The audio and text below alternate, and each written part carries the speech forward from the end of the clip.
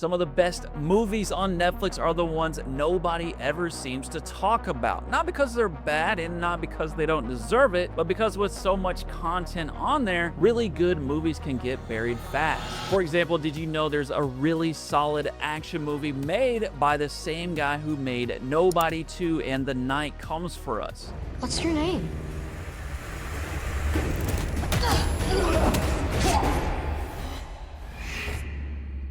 This is called The Shadow Strays, and it's an action thriller about a young assassin who breaks away from the deadly organization that trained her after she decides to protect a young boy. The Shadow Strays is an intense, fast, and extremely well choreographed action movie that actually has a surprisingly emotional story. It was made by director Timo Giganto, who's one of the best action directors around today. If you like movies with relentless action like The Raid and The Night Comes for Us, you really owe it to yourself to check out The Shadow Strays. Thriller movies are pretty much a dime a dozen on Netflix these days, but one of the best ones came out years ago and never really had its moment in the sun. It's called Calibre, and it's a British film about two lifelong friends who head into the Scottish Highlands for a hunting trip, only for one terrible mistake to turn the whole weekend into a nightmare. This movie is all about the tension that builds as the friends hold on to a life-changing secret, and it builds dread from a very believable situation and keeps tightening the screws the entire time. It's one of those thrillers where every bad decision matters, and if you enjoyed movies like The Simple Plan or Deliverance, there's a good chance you'll enjoy Calibre as well. After that, we have somewhat of a wild card pick. It's a dark comedy thriller called The Trip, and it's about a miserable married couple who head out to a remote cabin with secret plans to kill each other, but things unexpectedly spiral out of control. The Trip is a violent, twisted, and definitely not for everyone movie, but it also has a very sharp sense of humor that keeps it from feeling like just another cabin in the woods thriller. It's got somewhat of a Tarantino feel to it, similar to The Hateful Eight with that trapped in a house with dangerous people feel, and you never really know who's gonna strike next. If you enjoyed The Hateful Eight or other comedy thrillers like Ready or Not, you'll probably really enjoy this dark, twisted crowd pleaser as well. Next up, we have a post-apocalyptic movie about a father trying to find safety for his infant daughter.